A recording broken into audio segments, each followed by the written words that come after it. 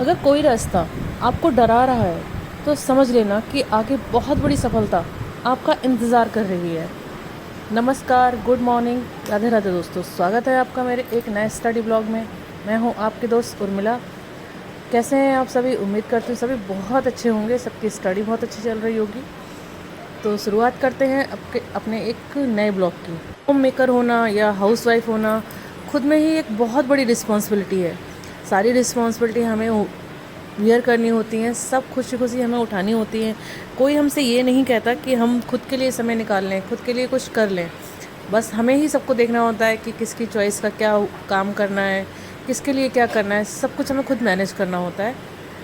बस हम खुद को ही भूल जाते हैं। इस सब को करते करते हम कहीं खुद को खो से देते हैं कि हमारी फैमिली हमसे प्यार करती नहीं है इसलिए वो हमें नहीं बोलती। लेकिन सबसे बड़ी बात है कि जब हम खुद के लिए सोचेंगे नहीं तो फिर कोई और कैसे सोचेगा। जब हम खुद के लिए कुछ एफर्ट्स करेंगे तो दूसरा भी देखेगा कि हाँ, ये खुद के लिए कुछ एफर्ट्स कर रही है तो शायद वो भी हेल्प करे।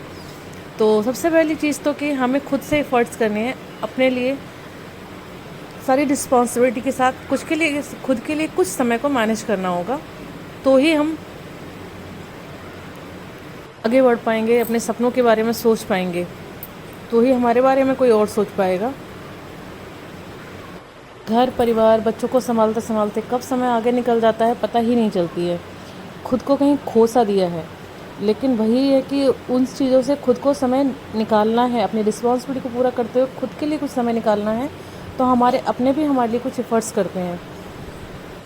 स्टार्टिंग में जैसे मेरे बच्चे मुझे ना सोने देते थे ना पढ़ने देते थे, लेकिन अब उनको इतनी चीज़ समझ में आ गई है कि माँ का हर काम का शेड्यूल बना हुआ है, माँ को इस टाइम पढ़ना है, इस टाइम सोना है। तो वो उस हिसाब से मेरी हेल्प नहीं कर सकते, लेकिन वो बिना करे भी काफ़ी हेल्प करते हैं। जब मैं सो रही होती हूँ तो वो शोर नहीं करते, चुपचाप बैठे रहते हैं। अगर उन्हें टीवी देखनी है तो बहुत कम वॉल्यूम में देख लेते हैं जिससे कि मेरी नींद डिस्टर्ब ना हो। तो अपने हिसाब से वो एफर्ट्स तो करते हैं ना।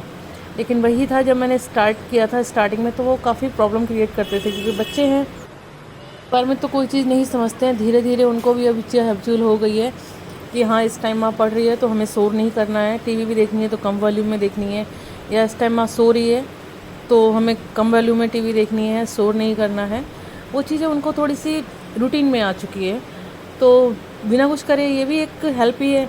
अगर वो उस टाइम पे शोर करेंगे तो मेरे को अपना टाइम मैनेज करने में दिक्कत होगी, सोने में दिक्कत होगी। अगर मैं नैप ले रही हूँ दोपहर में 1 घंटे की, आधे घंटे की, तो फिर उसमें अगर डिस्टर्ब होगा तो भी थोड़ी प्रॉब्लम्स होती है। तो इस तरह से होती है कि अपना अगर हम टाइम खुद मैनेज करते हैं, खुद अपना एक शेड्यूल बना लेते हैं, तो हमारी फैमिली में जो भी होंगे उन्हें उस चीज़ें की हैबिचुअल हो जाते हैं, वो लोग आदत पड़ जाती है और वो भी उस हिसाब से टहल जाते हैं। लेकिन जब हम खुद के लिए ही कोई एफर्ट्स नहीं करते हैं तो फिर हम किसी और से कैसे उम्मीद कर सकते हैं इस चीज़ की। आप एक होम मेकर हैं, आपकी पूरी फैमिली की रिस्पॉन्सिबिलिटी उठाती हैं, बच्चे हैं आपके, तो आप एक ऐसा टाइम टेबल बनाइए जैसे कि मॉर्निंग में आप 2 घंटे निकालिए। बच्चे जब स्कूल चले जाते हैं तो 2 से 3 घंटे निकालिए। बच्चे आके थोड़ा सा टीवी देखते हैं या सोते हैं, कुछ ना कुछ तो बच्चे ज़रूर करते हैं आने के बाद। या तो कुछ बच्चे टीवी देखते हैं या कुछ सो जाते हैं, तो वो 2-1 घंटे वहाँ निकाल लीजिए। इस तरह से अगर निकालते हैं हम तो 6 से 8 घंटे बहुत आराम से नॉर्मली हम निकाल सकते हैं। लेकिन अगर वही हम काम को धीरे धीरे करते हैं तो वो काम फिर पेंडिंग ही रहता है, क्योंकि घर के काम ना तो ख़त्म हो सकते हैं, ख़त्म कभी हो ही नहीं सकते हैं, क्योंकि हम जितना चाहें वो कर सकते हैं। काम को घर का फैला सकते हैं, धीरे धीरे कर सकते हैं, पूरे दिन काम पेंडिंग रहते हैं, कभी भी ख़त्म नहीं हो सकते। लेकिन अगर हम उस काम को टाइम के अकॉर्डिंग मैनेज करें, उनसे टाइम बचाना चाहें, तो वो काम हम कम टाइम में आराम से ईज़िली फिनिश कर सकते हैं। बड़ी चीज़ है कि जब तक आप खुद के लिए टाइम मैनेज नहीं करेंगे तब तक कोई और आपकी हेल्प नहीं कर सकता, कोई और आपके लिए एफर्ट्स नहीं कर सकता। कोई भी जिस होम मेकर जिसके बच्चे हैं, मॉम है, उसके बच्चे स्कूल जाते हैं, तो वो कोई भी 6 बजे के बाद तो नहीं उठती होंगी। 6 बजे तो उन्हें उठना ही है, नहीं तो बच्चे तैयार नहीं हो पाएंगे, ठीक से स्कूल नहीं जा पाएंगे। तो उसकी जगह अगर आप 4 बजे उठते हैं, 1 से 1.5 घंटे अपनी स्टडी के लिए देते हैं, उसके बाद कामों को एक मैनेज करके चलते हैं कि ये काम मैं अभी इस काम को एक्स्ट्रा कर सकती हूँ, इस काम को ज़्यादा कर सकती हूँ, साथ साथ में कर सकती हूँ, तो फिर वो काम थोड़ा मैनेज हो जाएगा और कम टाइम में हो जाएगा। और हमारे जो दोपहर के खाने का टाइम है वो बच जाएगा, घर के काम का टाइम है वो बचेगा। और उसके बाद बच्चों को स्कूल छोड़ने के बाद हम थोड़ा टाइम अपनी स्टडी के लिए निकाल सकते हैं। जैसे शाम के खाने की हम कुछ सब्ज़ी कट कर रहे हैं, हमें पता है मॉर्निंग में हमें क्या बनाना है, तो उसके लिए हम कुछ प्रिपरेशन रात को करके रख सकते हैं, जिससे हमें मॉर्निंग में पढ़ने के लिए टाइम मिल जाएगा। और हमारा जो सुबह का काम है वो थोड़ा कम टाइम में फिनिश हो जाएगा, लेकिन काम हम पूरा कर पाएंगे। इस तरह से हम बहुत सारे काम हैं जो हम एक काम कर रहे हैं उसके साथ दूसरा भी मैनेज कर सकते हैं। अगर हम उस तरह से मैनेज करते हैं तो हम काफ़ी टाइम अपने उसी रेगुलर टाइम में से बचा लेते हैं, और उस टाइम को हम अपनी स्टडी में यूज़ कर सकते हैं। या फिर हम कुछ काम कर रहे हैं, हमने कुछ लिख के नोट्स किचन में चिपका लिए, उसको भी हम साथ साथ में देख ले रहे हैं। या फिर कोई वीडियो ले ली, उसको हमने ईयरफोन के साथ में हमने वहाँ उस समय उसको मैनेज कर लिया, तो कुछ रिवीजन हो गया। मैं ये नहीं कहती क्योंकि कुछ नया आप वीडियो से पढ़ेंगे तो वो आपको लर्न हो जाएगा पूरी तरह से, वो लर्न होना तो नामुमकिन है। लेकिन हाँ, अगर आप किसी टॉपिक को पढ़ रहे हैं तो उसे आप पहले सुन सकते हैं, जिससे कि आप जब पढ़ेंगे तो आपको थोड़ा अच्छे से क्लियरिटी होगी। या फिर आपने जो पढ़ रखा है उसको आप रिवीजन करेंगे तो थोड़ी क्लियरिटी बढ़ जाएगी। इस तरह से आप टॉपिक को मैनेज कर सकते हैं, टाइम को मैनेज कर सकते हैं, क्योंकि एक बार पढ़ना और एक बार फिर उसको सुन लेना उस टॉपिक को, तो काफ़ी क्लियरिटी हो जाती है माइंड में। तो इस तरह से हमें काम को, टाइम को मैनेज करना होगा। और मुझे नहीं लगता कि अगर टाइम आप अच्छे से मैनेज कर पाएंगे तो फिर आपको 6 से 8 घंटे निकालना आपके लिए कुछ मुश्किल होगा। 6 से 8 घंटे निकालना मुश्किल नहीं होगा। मैंने ऐसे लोग भी देखे हैं जिनके बच्चों को स्कूल जाना है 7:30 बजे, और वो 6 बजे उन्हें उठना है, लेकिन वो अलार्म को स्किप किया और 6:30 उठ रहे हैं, फिर नहीं हो पा रहा है काम, फिर लंच लेके बाद में जा रहे हैं, तो वो सारा टाइम डिस्टर्ब है। ना तो उनका कोई काम हुआ टाइम पे, सिर्फ किस लिए कि वो 15 से 20 मिनट उन्हें एक्स्ट्रा सोया। अगर उससे वो 15 मिनट पहले उठते तो उनका काम टाइम से पहले फिनिश होता और एक प्रॉपर वे में फिनिश होता। घर के कामों को स्मार्टली, प्रॉपर वे में और थोड़ा शेड्यूल के हिसाब से मैनेज किया जाए तो बहुत सारा टाइम सेव किया जा सकता है, अपने लिए निकाला जा सकता है। फिर वो चाहे हमें कुछ भी करना हो, स्टडी ना करके हमें कोई और भी काम करना हो, तो भी हम अपने लिए टाइम मैनेज कर सकते हैं। और जो टाइम प्रॉपर मैनेजमेंट से नहीं करते हैं, ठीक से नहीं करते हैं, थोड़ा सा काम कर लिया, फिर रेस्ट कर लिया, या फिर मोबाइल चला लिया, या फिर किसी से गपशप कर ली, तो फिर उनका काम पूरे दिन कभी फिनिश नहीं होता है। लेकिन अगर हमें हमारे लिए कुछ करना है, हमें हमारे सपनों के लिए टाइम निकालना है, चाहे वो कुछ भी काम हो, तो उसके लिए हमें एक प्रॉपर वे में काम करना होगा, एक मैनेजमेंट टाइम का रखना होगा, स्मार्टली वर्क करना होगा, तो ही हमारा काम टाइम पे कंप्लीट हो पाएगा। क्योंकि मैं अपना ही बता सकती हूँ कि मुझे मेरे स्टडी के लिए भी टाइम निकालना है, बच्चों के लिए भी टाइम निकालना है, घर के सारे काम भी मैनेज करने हैं। मैं कोशिश करती हूँ कि किचन के सारे काम में एक साथ जब गई हूँ किचन में तो फटाफट सारे ही काम निपटा कर आऊँ फटाफट, जिससे कि मुझे अपनी स्टडी से बार बार उठना ना पड़े कि मैं एक काम को अधूरा छोड़कर आकर अपनी स्टडी कर रही हूँ। फिर थोड़ा सा उस काम का बर्डन मेरे सर पे लग रहा है कि हाँ वो काम पेंडिंग पड़ा हुआ है, फिर जाके अपनी उस काम को फिनिश कर रही हूँ, तो फिर ये चीज़ें थोड़ी सी वो रहती हैं, इस समय नहीं करती हूँ।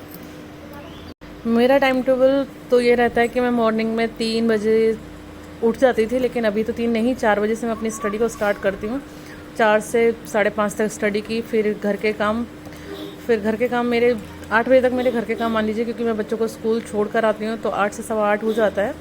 उसमें मेरा नाश्ता वास्ता भी फिनिश हो जाता है, सारे काम मेरे हो जाते हैं, नहाने से लेकर नाश्ता वास्ता सब उसी में हो जाता है मेरा। 5:30 से 8:30 1 घंटे मेरे किचन के नाश्ते के लिए, नहाने धोने सबका होता है। उसके बाद मैं अपनी स्टडी के लिए टाइम निकालती हूँ, चाहे वो 11 तक हो या 11:15 तक, 11 तक ही मान के चलिए, क्योंकि कभी मुझे नहीं बनाना होता है खाना, थोड़ा बहुत चावल या दाल बनानी हो, दाल चावल, तो मैं 11:30 तक कर पाती हूँ, वरना 11 तक अगर मुझे सब्ज़ी रोटी बनानी है, सब कुछ बनाना होता है, तो फिर मैं 11 तक ही करती हूँ स्टडी, इसलिए मैं 11 तक ही मान के चल रही हूँ, वही आपको बता रही हूँ। फिर 11 से लेके 2-2:30 बजे तक मेरी कोई स्टडी नहीं होती है, उसमें घर के काम, बच्चों को लाना, खाना, स्नैप दोपहर में ये सब चलता है। उसके बाद 2:30 या 3 से अपनी स्टडी को लेके बैठती हूँ, तो वो 5 बजे तक अपनी स्टडी करती हूँ मैं, 5 सवा 5 तक। उसके बाद फिर थोड़ा बहुत वीडियो एडिटिंग वगैरह इसमें रहता है टाइम। इसको टाइम देने के बाद फिर बच्चे उठ जाते हैं, बच्चों का होमवर्क कराना, होमवर्क नहीं हो फिर बच्चों को बाहर टहलाना, घुमाना, होमवर्क होता ही है, नॉर्मली नहीं हो तो मैं खुद से कुछ कराती हूँ, बच्चों को कुछ ड्राइंग करा ली या कुछ भी बच्चों को जो अच्छा लगे। बच्चे क्योंकि अगर उन्हें होमवर्क ना मिला हो तो वो घर में होमवर्क करना भी नहीं चाहते हैं, तो इस तरह से बच्चों के साथ टाइम स्पेंड करती हूँ। फिर 7-8 बजे से वही खाना पीना, किचन का काम फिर से फिनिश करती हूँ। 7 से करीब, कभी 7 से, कभी 8 से, इस तरह से करके 9 बजे तक मैं सारा काम फिनिश करने की कोशिश करती हूँ, लेकिन कभी 9 भी होता है, कभी 9:30 भी होता है। फिर बच्चों को सुलाना, वो सोते समय स्टोरी की डिमांड करने लगते हैं, कभी उन्हें स्टोरी सुननी होती है, कभी कुछ, बच्चे हैं छोटे तो उनकी कुछ भी डिमांड हो सकती है, तो फिर इस तरह से उनके साथ करीब 9:30 बज जाता है उनको सुलाने में। अगर वो नहीं भी सोए तो स्टोरी सुनने के बाद फिर चुपचाप लेट जाते हैं, जब डिस्टर्ब नहीं करते हैं। उसके बाद फिर 1 से 1.5 घंटा मैं मैनेज कर लेती हूँ। फिर मुझे 11 बजे तक अपना सोने का रहता है कि मैं 11:45 लेटी और 11 तक सो गई। तो इस तरह से रहता है। 11 से मेरा 3 साढ़े 3 तक का सोना रहता है। फिर 1 से 1.5 घंटे में दिन में सोती हूँ। ये मेरा पूरा टाइम शेड्यूल रहता है। आपको मेरे टाइम शेड्यूल से भी आप आइडिया ले सकते हैं कि मेरे किचन के काम में या जो भी है, मेरा भी काफ़ी टाइम लगता है। अब क्योंकि काफ़ी समय होता है मेरा मॉर्निंग में, उस समय में मैं बच्चों को छोड़ने जाती हूँ और उनका नहलाना धुलाना सारे काम करती हूँ। हो सकता है किसी के पास ये काम ना हो तो उनके पास खाना बनाने का ज़्यादा काम हो तो वो उस काम को मैनेज कर सकते हैं, या फिर उनके पास जब मॉर्निंग में ज़्यादा काम नहीं है, हल्का फुल्का उनका नाश्ता बनता है, तो वो उस समय अपनी स्टडी के लिए भी दे सकते हैं। ये तो हर किसी के हिसाब से अकॉर्डिंग अलग टाइम हो सकता है, लेकिन वो इतना टाइम मैनेज कर सकते हैं अगर करना चाहें। आप कुछ दिन करके देखिए, इतना टाइम आराम से मैनेज हो जाता है। आप करेंगे तो आपको अच्छा भी लगेगा और आप कर पाएंगे आराम से। तो लगता नहीं है मुझे कि 6 से 8 घंटे मैनेज करना बहुत टफ़ है। मेरी वीडियो को प्लीज़ लाइक करें एंड सब्सक्राइब करें।